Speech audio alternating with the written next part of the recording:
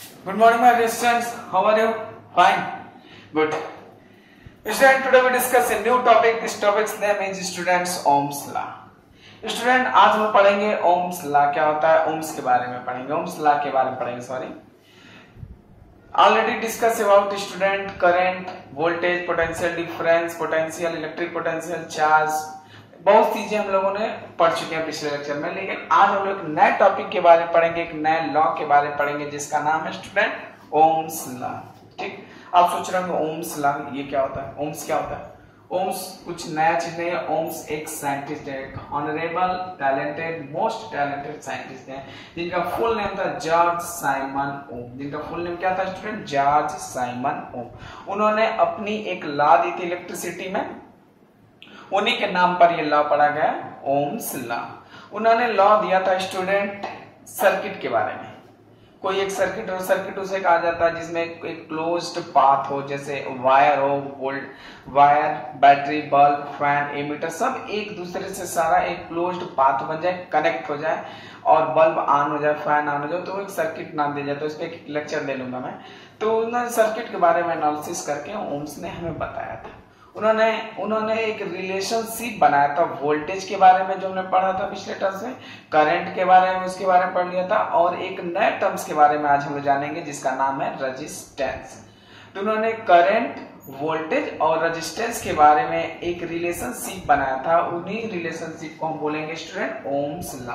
Circuit के बारे में उन्होंने एनालिसिस करके ये देखा था स्टूडेंट, देखिए क्या उन्होंने देखा था, पहले उसको डिफिनेशन को देख लेते हैं। उन्होंने ये बताया था at constant temperature student, at constant temperature the current flowing through a conductor is directly proportional to the potential difference, directly proportional to the potential difference across the conductor. Means उन्होंने ये बताया था स्टूडेंट, जब किसी conductor में current flow होता है तो वो किसके डायरेक्टली प्रोपोर्शनल होता है? पोटेंशियल डिफरेंस के। या तो ये कहें जब किसी सर्किट में पोटेंशियल डिफरेंस किसके डायरेक्टली प्रोपोर्शनल होता है? करंट का। मीन्स अगर किसी सर्किट में पोटेंशियल डिफरेंस यानी इलेक्ट्रिक पोटेंशियल या पोटेंशियल डिफरेंस को हम इंक्रीज करेंगे, देखिए स्टूडेंट क्या लिखा है, directly proportional, directly proportional. Means अगर वोल्टेज के वैल्यू को हम बढ़ाएंगे, वोल्टेज के वैल्यू को बढ़ाएंगे स्टूडेंट, तो करंट की वैल्यू बढ़ेगा। समझ में स्टूडेंट? उन्होंने ये बताया था कि अगर वोल्टेज के वैल्यू को हम बढ़ाएंगे तो करंट की वैल्यू क्या हो जाएगा? इंक्रीज करेगा। इसी बिहाफ पर उन्होंने इक्वेशन दिया था, डिफिनेशन के अकॉर्डिंग कहते हैं V is directly proportional to the I। Voltage को किससे डिनोट करते हैं? V से, करंट को I से। तो V is directly proportional to I। और फिजिक्स में प्रोपोर्शनैलिटी साइन जब हटाते हैं, इक्वल साइन कन्वर्ट करते हैं, तो एक कांस्टेंट लगाते हैं। ये कांस्टेंट इन दोनों को क्या करता है? बैलेंस करता है। इन दोनों को क्या करता है? बैलेंस करता है स्टूडेंट। तो प्रोपोर्शनैलिटी साइन की जगह हम इक्वल साइन में चेंज किया, तो V equal to IR, V equal to IR। समझ में स्टूडेंट? तो उन्होंने अपना लॉ बताया, इसी V इक्वल टू IR को ही स्टूडेंट हम क्या बोलेंगे? ओम्स लॉ बोलेंगे। V इक्वल टू IR को ही हम क्या बोलेंगे स्टूडेंट? ओम्स लॉ बोलेंगे। जहां V क्या है स्टूडेंट? जहां V आपका वोल्टेज है, I आपका करंट है, और V क्या है? सॉरी, R क्या है? रेजिस्टेंस है। R क्या है स्टूडेंट? रेजिस्टेंस है। समझ में? अब देखिए, वोल्टेज आप जानते हैं, करंट जानते हैं, और R के बारे में आप नहीं जानते हैं। R क्या है स्टूडेंट? R रेजिस्टेंस है। V वोल्टेज, I करंट, और R क्या? रेजिस्टेंस। यानी अभी रेजिस्टेंस के बारे में डिटेल डिस्कस करेंगे। फिलहाल अभी इतना जानिए कि ओम्स लॉ क्या है? Constant temperature the current flowing through a conductor is directly proportional to the potential difference across the conductor. जो V इक्वल टू IR, जिस ओम्स लॉ का फॉर्मूला क्या है student? V equal to IR। V voltage है, I current है, R क्या है? Resistance है। ठीक, R रेजिस्टेंस है, इसका यूनिट निकालते हैं स्टूडेंट। ठीक, तो मान लीजिए फॉर्मूला क्या होता है student? V equal to IR। तो V का यूनिट क्या हो गया? वोल्टेज। I का यूनिट क्या हो गया? करंट। तो R इक्वल टू क्या हो जाएगा student? V upon I। R equal to क्या हो जाएगा? V upon I। यानी means R equal to V को वोल्ट, I को एम्पियर से डिनोट करते हैं, हम पढ़ चुके थे, एम्पियर से। इसी को बोला जाता है स्टूडेंट ओम। इसी को क्या बोला जाता है स्टूडेंट? ओम। ओम को डिनोट करते हैं ऐसे सिंबल से, यानी जो रेजिस्टेंस का यूनिट होता है स्टूडेंट ओम होता है या वोल्ट पर एम्पियर होता है, या तो वोल्ट पर एम्पियर बोले या तो बोल देखिए ध्यान से देखिए student, V equal to I R equal to क्या लिख सकते हैं V अपॉन आई। V का यूनिट क्या होता है स्टूडेंट वोल्ट होता है और करंट का एम्पियर होता है। जो रेजिस्टेंस है उसका यूनिट क्या होता है स्टूडेंट वोल्ट पर एम्पियर, इसी वोल्ट पर एम्पियर को हम क्या बोलेंगे ओम बोलेंगे। ओम का सिंबल ऐसे है, ठीक। यानी जो रेजिस्टेंस हम पढ़े स्टूडेंट, रेजिस्टेंस का यूनिट क्या हो जाएगा ओम हो जाएगा, रेजिस्टेंस का यूनिट क्या हो जाएगा ओम हो जाएगा, ठीक। अब देखिए रेजिस्टेंस के बारे में एनालिसिस करते हैं, ध्यान से देखिएगा स्टूडेंट। लिखा गया student V equal to I R, लिखा V equal to I R, तो ऑलरेडी अब जान चुके हैं V is directly proportional to the I, V is directly proportional to the I. अगर वोल्टेज बढ़ाएंगे तो करंट की वैल्यू बढ़ेगा। R इक्वल टू देखो क्या लिख रहा है, R इक्वल टू क्या हो रहा है V upon I, R equal to क्या हो रहा है स्टूडेंट V अपॉन आई, यह है ना स्टूडेंट। यानी मींस देखिए स्टूडेंट आपके सामने तीन फार्मूले आ चुके हैं, V equal to I R और R equal to V upon I. तो स्टूडेंट ये देखिए V R equal to V upon I लिखा ना, यानी मींस डायरेक्टली अगर देखें तो resistance is directly proportional to voltage and resistance is inversely proportional to the current, resistance is the inversely proportional to the current. Means student जो resistance होता है वो करंट के इनवर्सली प्रोपोर्शनल है। मींस अगर करंट की वैल्यू को बढ़ाएंगे तो करंट की वैल्यू को बढ़ाएंगे तो रेजिस्टेंस की वैल्यू कम होगा, अगर रेजिस्टेंस की वैल्यू को बढ़ाएंगे तो करंट की वैल्यू क्या होगा स्टूडेंट कम होगा। Means R is inversely proportional to the current. यानी रेजिस्टेंस क्या है, रेजिस्टेंस वायर की वो प्रॉपर्टी है, रेजिस्टेंस करंट की वायर की वो प्रॉपर्टी है जो करंट को अपोज करता है, करंट को अपोज करता है, करंट को फ्लो होने नहीं देता। समझ में आया स्टूडेंट। यानी जो रेजिस्टेंस होता है करंट को क्या करता है अपोज करता है, फ्लो होने नहीं देता। मीन समझ में आया।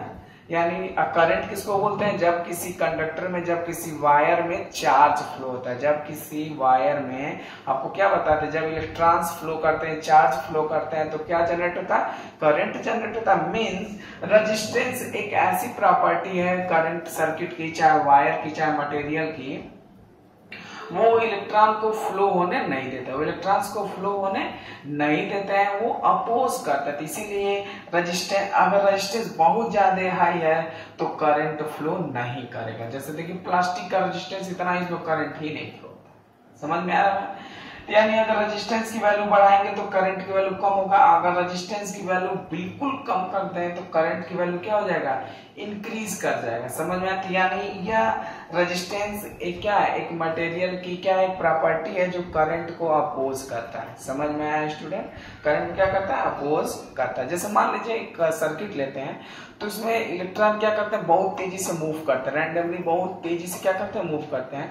तो उस वायर में स्टूडेंट तो इलेक्ट्रॉन में कौन सा चार्ज है निगेटिव चार्ज है, तो उस सर्किट में वायर में पॉजिटिव आयंस भी पाए जाते हैं। कौन से पॉजिटिव आयंस पाए जाते हैं, वो निगेटिव आयंस पॉजिटिव आयंस क्या कर जाते हैं कोलाइड कर जाते हैं, चलते रहते हैं कोलाइड करते रहते हैं, चलते रहते कोलाइड करते हैं। तो वो निगेटिव आयन पॉजिटिव आयन क्या करते रहते हैं कोलाइड करते हैं। जब पॉजिटिव आयन और निगेटिव आयन कोलाइड करते हैं तो स्ट्राइक होते हैं, फिर उनका स्पीड कम हो जाता है, उनकी स्पीड क्या हो जाता है कम हो जाता है, फिर हटते हैं फिर धीरे से जाते हैं। जैसे मान लीजिए आप खूब तेजी से 10 किलोमीटर स्पीड से चलना है और टकरा गया तो आपका स्पीड सीधे 10 से क्या हो जाएगा 0 हो जाएगा, फिर धीरे धीरे आपका स्पीड बढ़ेगा, फिर अभी बढ़ा नहीं तक फिर टकराएगा। तो वैसे ही इलेक्ट्रॉन के साथ सर्किट में वायर में इलेक्ट्रॉन क्या करते हैं कोलिजन होता रहता है उनका पॉजिटिव आयन के साथ। तो उन्हीं कोलिजन के वजह से वो इजीली फ्लो नहीं कर सकते हैं, इसलिए करंट की वैल्यू क्या होती है कम हो जाता है। अगर बहुत ज्यादा उसमें वेरिएशन है, बहुत ज्यादा हाई रेजिस्टेंस का वायर है तो उसमें करंट की वैल्यू क्या होगा कम। मींस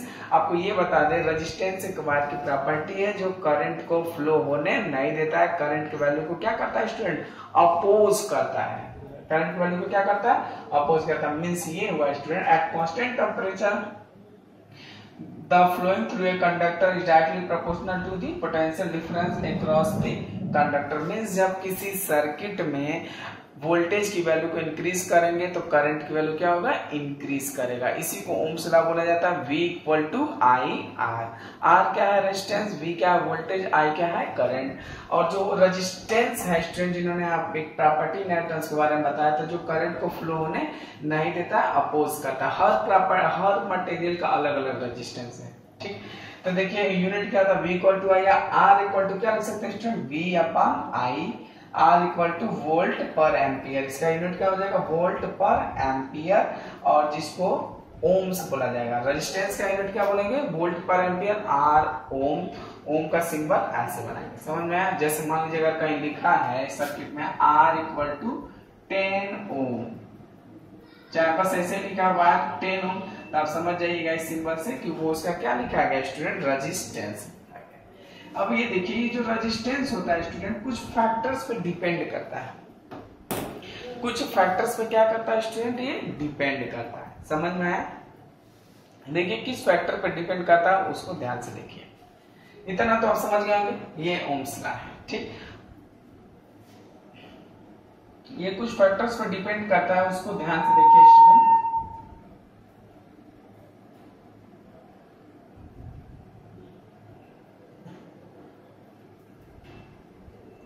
स्टूडेंट देखिए इस पे based numerical of V equal to I R Ohm's law पर आप न्यूमेरिकल लगाइएगा, नहीं आएगा आप डायरेक्टली कंसल्ट कीजिएगा, कांटेक्ट कीजिएगा, आपको मैं बताऊंगा।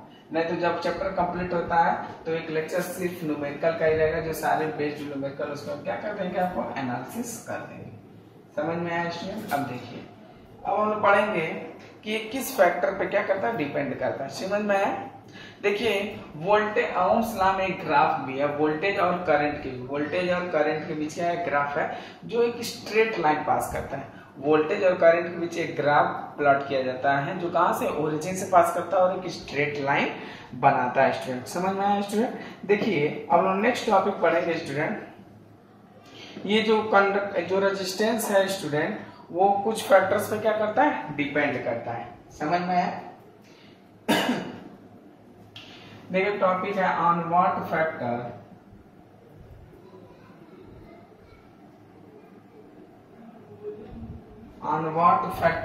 डज द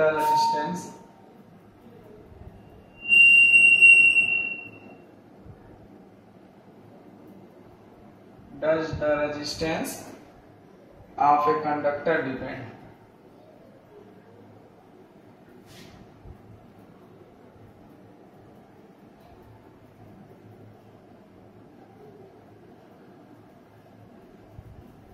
देखिए स्टूडेंट अब ज्यादा इस पर डिस्कस नहीं करेंगे, आपको डायरेक्टली ये कहा जाए कि ओम्स लॉ में आपको एक फार्मूला दिया गया V equal to I R. V को हमने क्या बताया स्टूडेंट, वोल्टेज बताया, I को करंट, R को रेजिस्टेंस। डायरेक्टली सिंपली बोले तो R क्या था, मटेरियल की प्रॉपर्टी थी जो करंट को क्या कर रहा था स्टूडेंट, अपोज कर रहा था, फ्लो होने नहीं दे रहा था। वो करंट की वैल्यू को कम करता है, करंट की वैल्यू को कम करता है मींस चार्ज को फ्लो होने में रुकावट पैदा करता है, अपोज करता है। जस्ट है जैसे मान लीजिए प्लेन रोड है, जैसे क्या है कि स्टूडेंट प्लेन रोड है, जैसे मान लीजिए आप बहुत तेजी से बाइक चलाते हुए आ रहा है तो ब्रेकर आता है तो आप अपने स्पीड को क्या कर देते हैं, कम कर देते हैं, ब्रेक लगा देते हैं और तब वो ब्रेकर क्रॉस करते हैं, तब आप आगे बढ़ते। उसी तरह एज एक ब्रेकर है, समझ में स्टूडेंट। आज रेजिस्टेंस क्या है, एक सर्किट में ब्रेकर का वर्क करता है जो क्या करता है, करंट को, चार्ज को फ्लो होने में अपोज करता है, मींस करंट की वैल्यू को अपोज करता है। ये देखिए 3-4 फैक्टर पर डिपेंड करता है, आपको ध्यान से मैं एग्जांपल के थ्रू बताता हूँ, ध्यान से देखिएगा।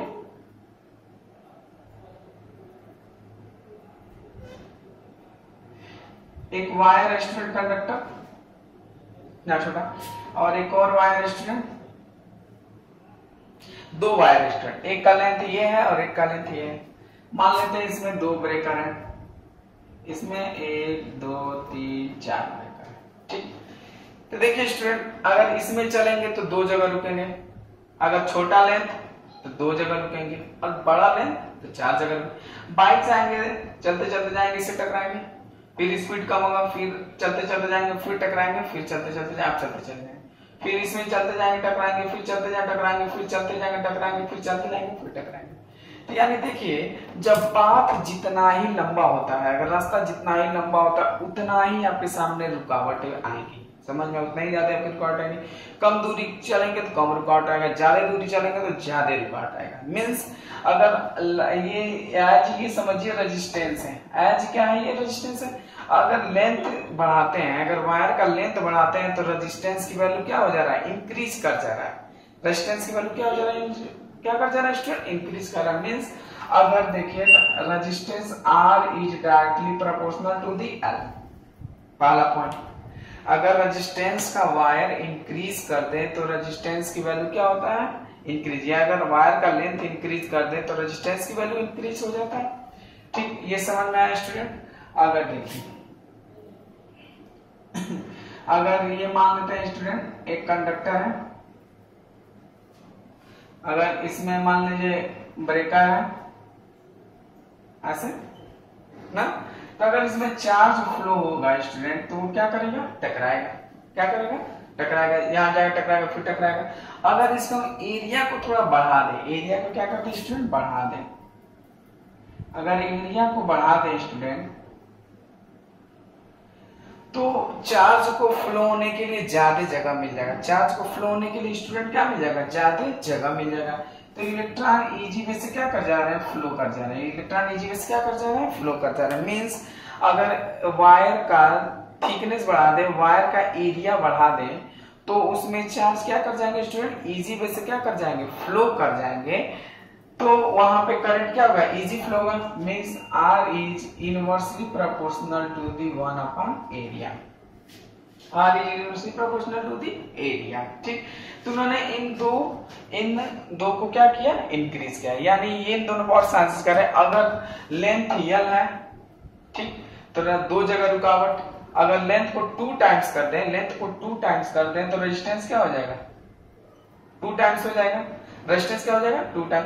यानी लेंथ की वैल्यू को बढ़ा रहा है तो रेजिस्टेंस की वैल्यू क्या हो रहा है, बढ़ रहा है। उसी तरह अगर एरिया, अगर किसी कंडक्टर के एरिया A है तो रेजिस्टेंस इसका क्या है, R है। अगर उस एरिया को 2 टाइम्स कर दे रहे हैं तो इलेक्ट्रॉन और इजी वे से, चार्ज इजी वे से फ्लो हो रहा है। यानी एरिया बढ़ा रहे हैं तो रेजिस्टेंस की वैल्यू क्या हो रहा है, कम हो रहा है। रेजिस्टेंस की वैल्यू कम हो रहा है, यानी ये रेजिस्टेंस की वैल्यू क्या हो जा रहा है, हाफ हो जा रहा है। रेजिस्टेंस की वैल्यू क्या हो जा रहा है, हाफ।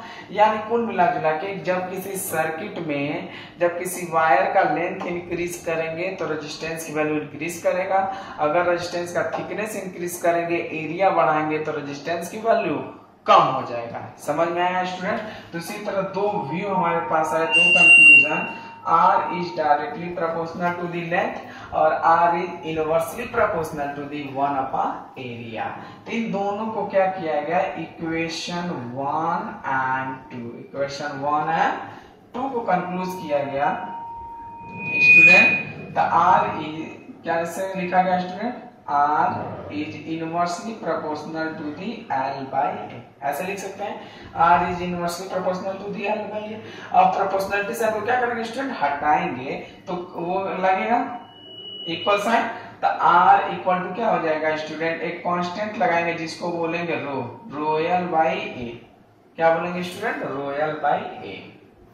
प्रोपोर्शन जैसे ओम्स लॉ में कांस्टेंट को हमने हटाया था, प्रोपोर्शनलिटी कांस्टेंट, तो R लगाए थे। तो R का रेजिस्टेंस, इन दोनों फैक्टर को कंक्लूड किया। R is directly proportional to the L और R is inversely proportional to the 1 by A। इन दोनों जो रेजिस्टेंस के फैक्टर रेजिस्टेंस पे क्या करते हैं, डिपेंड करते हैं, या रेजिस्टेंस इन पे डिपेंड करता है। इन दोनों को कंक्लूड किया, R is directly proportional to the L by A। Proportionality sign को हमने बताया तो क्या है, R equal to rho L by A। एक नया डिफिनेशन आपके सामने आया। यहाँ पर रो को हम बोलेंगे स्टूडेंट, रो को बोलेंगे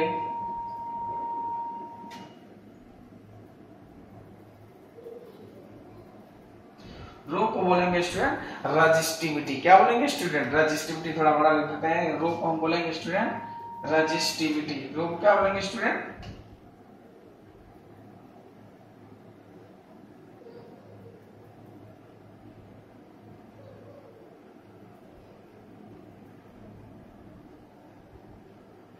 रो को क्या बोलेंगे स्टूडेंट, रजिस्टिविटी बोलेंगे। समझ में। यानी अब देखिए, अभी तक तो आपको हम रेजिस्टेंस के बारे में पढ़ा रहे थे, लेकिन अब हम एनालिसिस करेंगे।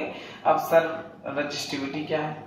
यानी देखिए अभी फिर इस पे आते हैं, जो रेजिस्टेंस होता है वायर के लेंथ पे डिपेंड करता है और उसके एरिया पे डिपेंड करता है। उन दोनों को कंक्लूड किया, इन दोनों को हमने क्या किया स्टूडेंट, कंक्लूड किया। तो एक नया टर्म्स आया, R is directly proportional to the L by ए।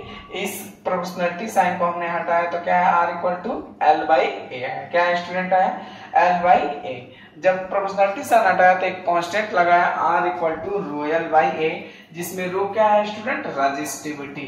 रो क्या है, रजिस्टिविटी। अब रजिस्टिविटी क्या है, इसको हम क्या करेंगे, एनालिसिस करेंगे। इसको हम मैथमेटिकली एनालिसिस करेंगे। रो को किससे एनालिसिस करेंगे, मैथमेटिकली। इस पर ध्यान से देखिएगा स्टूडेंट, कैसे रजिस्टिविटी को एनालिसिस करते हैं, ध्यान से देखिएगा।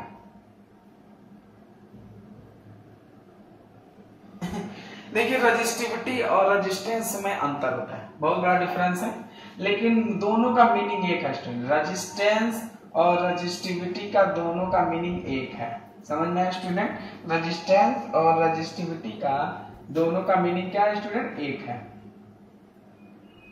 रेजिस्टेंस और रेजिस्टिविटी का दोनों का मीनिंग एक है, ध्यान से देखिएगा। हमने आपको ये बताया student, R is directly proportional to the L, R is inversely proportional to the area। तो एक फार्मूला आया R equal to rho L by A, rho L by A, जिसमें L क्या है स्टूडेंट, वायर का लेंथ है, A क्या है, वायर का एरिया है। समझ में आया स्टूडेंट।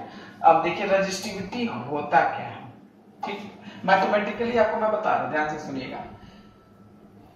अगर मान लीजिए यल कितना ले लेगा, यल कितना ले लें स्टूडेंट, 1 मीटर। वायर का लेंथ ले लेते हैं 1 मीटर। एक वायर लेते हैं जिसका लेंथ कितना है, 1 मीटर। उस वायर का एरिया ले लेते हैं 1 मीटर स्क्वायर, 1 मीटर स्क्वायर। एक वायर लेते हैं जिसका लेंथ कितना है 1 मीटर, एरिया कितना है 1 मीटर स्क्वायर। दोनों की वैल्यू को यहाँ पुट कर देते हैं। ध्यान से देखिए, फॉर्मूला है student R equal to rho L by A. R L कितना है स्टूडेंट 1, एरिया कितना है स्टूडेंट 1। तो R इक्वल टू कितना आया, रो। R इक्वल टू कितना आया स्टूडेंट, रो आया। मीन्स अगर वायर का लेंथ, स्टूडेंट कितनी बड़ी बात हमने आपके सामने रख दिया, R equal to rho L by है। अगर किसी 1 मीटर लेंथ का वायर और उसका एरिया कितना है 1 मीटर, अगर कोई वायर है, अगर उसका लेंथ स्टूडेंट 1 मीटर है और उसका एरिया कितना है 1 मीटर स्क्वायर है, तो वो वैल्यू किसके बराबर आएगा, वो जो रजिस्टिविटी हमने बताया वो किसके बराबर आएगा स्टूडेंट, रेजिस्टेंस के बराबर आएगा। समझ में आया। यानी किसी वायर का लेंथ 1 मीटर है, एरिया 1 मीटर स्क्वायर है, तो जो रजिस्टिविटी की वैल्यू होगा वो रेजिस्टेंस के वैल्यू के बराबर होगा। रेजिस्टेंस के वैल्यू के क्या होगा, बराबर होगा स्टूडेंट। समझ में आया। मीन्स रजिस्टिविटी और रेजिस्टेंस सेम है। किस कंडीशन में, जब वाई एरिया और लेंथ बराबर हो, जो एरिया और लेंथ क्या हो, बराबर हो, सेम वैल्यू सेम मैग्नीट्यूड के हो, तो उस टाइम उस वायर का रेजिस्टेंस और रेजिस्टिविटी बराबर होता है। रेजिस्टेंस और रेजिस्टिविटी डिफरेंट होता है। रेजिस्टिविटी मटेरियल का इनहेरेंट एक प्रॉपर्टी है, समझ में है। वो एक प्रॉपर्टी है, वो वायर के लेंथ पर एरिया पर डिपेंड नहीं करता। रेजिस्टिविटी की वैल्यू वायर के लेंथ के और उसके एरिया पर डिपेंड नहीं करता है, वो उसकी खुद एक इनहेरेंट प्रॉपर्टी है। सिल्वर का अलग, गोल्ड का अलग, कॉपर का अलग, आयरन का अलग, सबकी अपनी अपनी एक रेजिस्टिविटी होती है, अपनी एक वैल्यू होती है। लेकिन रेजिस्टेंस की वैल्यू वेरी करता है। अगर 1 मीटर वायर का लेंथ का, अगर 1 मीटर वायर का आप कॉपर वायर लें, उसका रेजिस्टेंस कुछ और है। अगर 2 मीटर वायर ले लेंगे तो उसका रेजिस्टेंस की वैल्यू कुछ और हो जाएगा। 3 मीटर वायर ले लें तो उसकी रेजिस्टेंस की वैल्यू कुछ और हो जाएगा। लेकिन अगर 1 मीटर वायर का रेजिस्टिविटी जो है वही 2 मीटर वायर का भी रेजिस्टिविटी वही होगा, 3 मीटर वायर का भी रेजिस्टिविटी वही होगा, चेंज नहीं होगा। समझता, रेजिस्टिविटी और रेजिस्टेंस में डिफरेंस समझ में आ गया स्टूडेंट। समझ में आया। तो R equal to rho L by rho क्या है, रेजिस्टिविटी है। अगर रेजिस्टिविटी को कैसे डायरेक्टली अगर बताएं तो अगर 1 मीटर वायर का लेंथ लें और 1 मीटर स्क्वायर एरिया का वायर लें, तो उस समय जो वैल्यू आएगा रेजिस्टेंस का वो रेजिस्टिविटी के बराबर आएगा। रेजिस्टिविटी रेजिस्टेंस में डिफरेंस होता है। रेजिस्टेंस वायर के लेंथ पर एरिया पर डिपेंड करता है, रेजिस्टिविटी रजिस्टिविटी वायर के लेंथ एरिया पर डिपेंड नहीं करता, वो उसकी एक इनहेरेंट प्रॉपर्टी। दोनों मटेरियल की प्रॉपर्टी है, लेकिन रेजिस्टेंस कुछ फैक्टर पर डिपेंड करता है, रजिस्टिविटी फैक्टर पर डिपेंड नहीं करता है। समझ में है? तो आज हम लोगों ने दो फार्मूला पढ़ा स्टूडेंट। एक फार्मूला हमने पढ़ा V इक्वल टू IR, एक स्टूडेंट हमने पढ़ा Ohm's law. Ohm's law V equal to IR, जिसमें V वोल्टेज है, I करंट है, R रेजिस्टेंस है। और एक और फार्मूला पढ़ा student R equal to rho L by A, एक हमने पढ़ा रोयल बाई ए। समझ में आया स्टूडेंट? जिसमें स्टूडेंट R का यूनिट हमने क्या पढ़ा स्टूडेंट? ओम पढ़ा। R का रेजिस्टेंस क्या पढ़ा? यूनिट ओम पढ़ा। और देखिए रो का यूनिट हम लोग निकालते हैं स्टूडेंट। रो का यूनिट क्या हो जाएगा? रो इक्वल टू क्या हो जाएगा? RA/L हो सकता है। रो इक्वल टू क्या हो जाएगा स्टूडेंट? RA/L। R का क्या होता है यूनिट? ओम होता है। एरिया का यूनिट क्या हो जाएगा? मीटर स्क्वायर हो जाएगा। L का क्या हो जाएगा स्टूडेंट? मीटर। मीटर का ऊपर से मीटर से स्क्वायर का 1 मीटर कट गया, यानी रो का यूनिट क्या हो जाएगा स्टूडेंट? ओम मीटर हो जाएगा। कितना हो जाएगा स्टूडेंट? ओम मीटर। थोड़ा रफली लिख दिया गया है। यानी रेजिस्टेंस का यूनिट क्या होगा स्टूडेंट? ओम। और रेजिस्टेंस का यूनिट क्या हो जाएगा? ओम हो जाएगा। और रेजिस्टिविटी का यूनिट क्या हो जाएगा स्टूडेंट? ओम मीटर हो जाएगा। रेजिस्टिविटी का यूनिट क्या हो जाएगा स्टूडेंट? ओम मीटर हो जाएगा। समझ में स्टूडेंट? ओम और रेजिस्टिविटी और रेजिस्टेंस में अंतर। ठीक स्टूडेंट, अगर आपको सही लगे, कुछ समझ में आए तो जरूर सब्सक्राइब करिएगा, जरूर शेयर करिएगा। ठीक, और अच्छे से पढ़ाई करिए घर पे। समझ में आए?